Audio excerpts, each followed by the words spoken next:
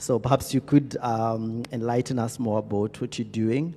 And then in that line also, tell us what you're doing to educate more people and to drive more uptake towards fractional ownership.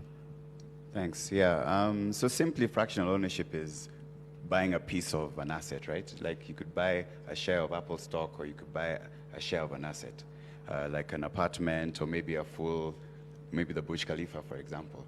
But what we're doing at alphabloQ is making the idea of investing in real estate not, scary, because our customers are between the ages of 24 and 35.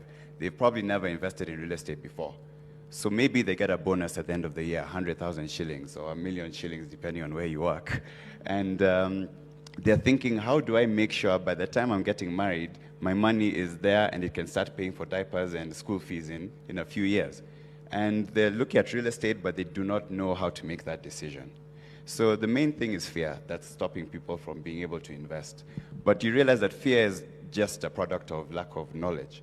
So we look at what key aspects are people actually afraid of: losing their money to fraud, investing and having an emergency and not being able to access the value that they've used to invest, and making the right decision in terms of investing.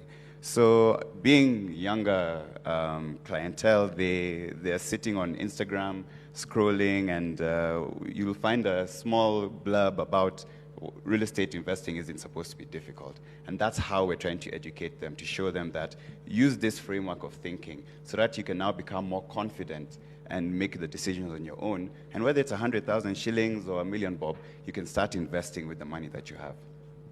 Amazing, amazing. Great, great.